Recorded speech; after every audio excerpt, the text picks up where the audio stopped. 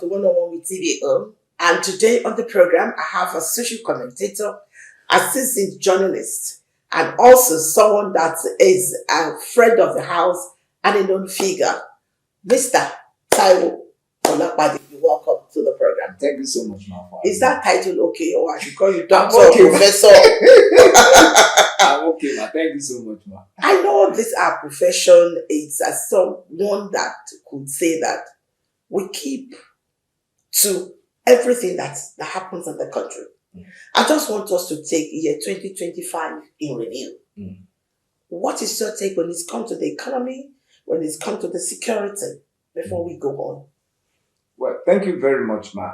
If you permit me, I would like to start with from the political scene.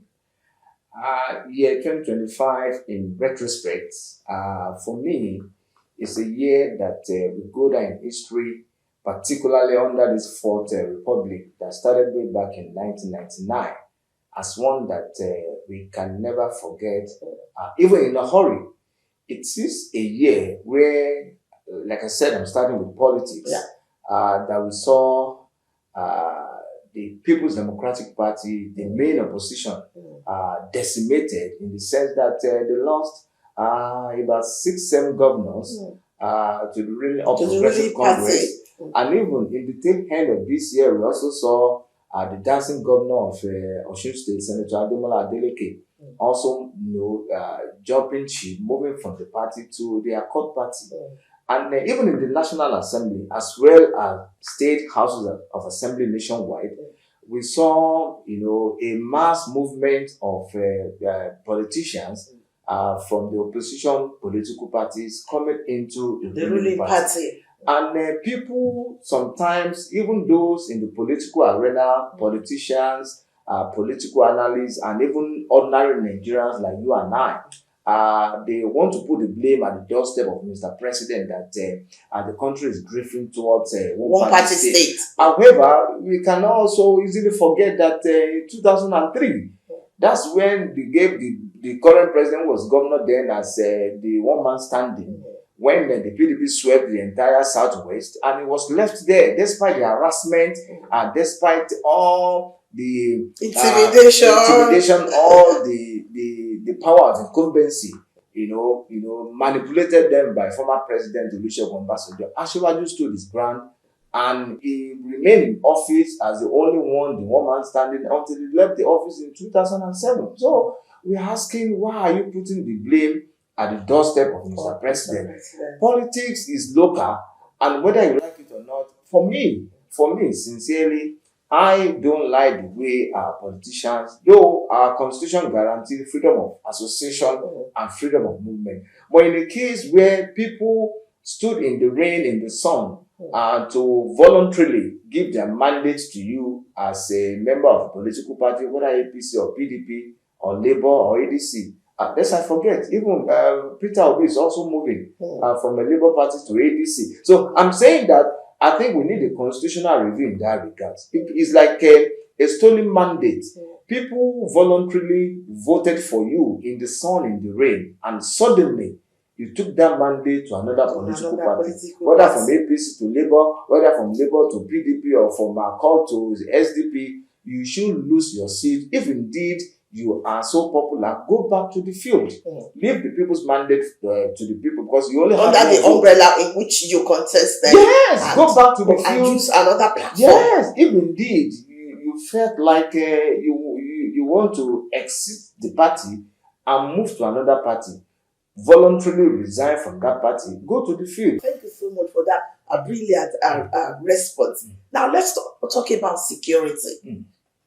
I know that recently, a few days ago, not up to 1 week, the US they came to Nigeria and struck in the northern part of the region. Do you see this, that probably 2026, this issue of kidnapping, incessant killing of innocent citizens, not only in the north, it has come to the south, Do you think probably this thank you very much. Take another dimension shape? For me, I see a downward review in our security challenges.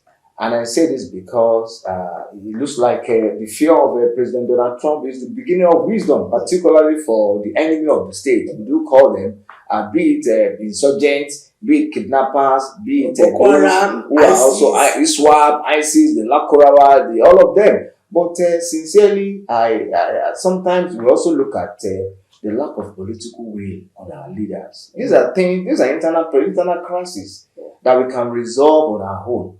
But because of this like a dacical attitude of our leaders, in the past, and even to a large extent in the current administration, we expect that, and in our constitution, section 14 as amended, 1990 constitution says, the essence of governance is security of lives and property. So that should be the main priority of anybody in government, be it at the federal, the state, and even at the local government level. So when the country is now being plagued by insecurity for almost 2 decades now, it started way back during the time of former President Dr. Goodluck Jonathan, and we are still battling with the same, and they say that you can't be treating the same sickness the same way and expect another result. So it is because of that lack of political will and insincerity on the part of our leadership that President Donald Trump decided to say these killings. Of course, we do not also agree with him that it's not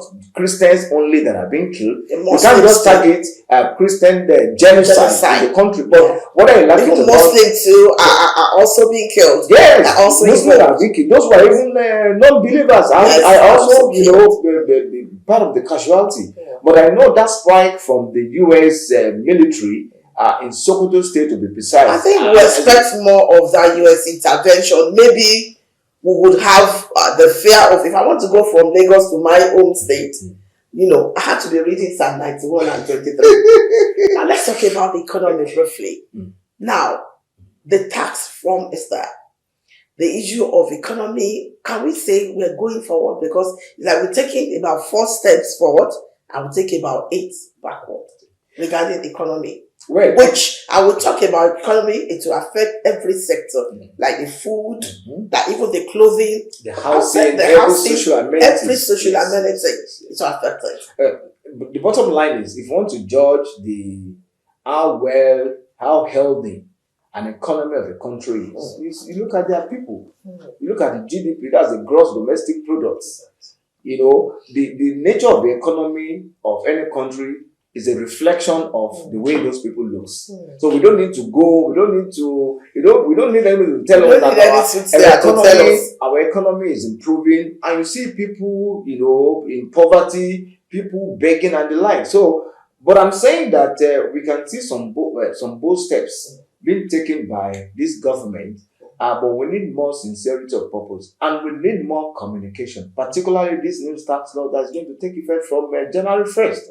We expect that the government should take more time to educate, to enlighten the public as regards what this new tax law is all about. Because there is the fear of maybe they are going to tax us more. They are going to even go into our bank accounts. I heard some people are now withdrawing their money from the banks because of lack of clarity as regards what this new tax law is expected to do. So we need more communication, maybe from the Minister of Finance and the CBN governor, the taxman, Mr.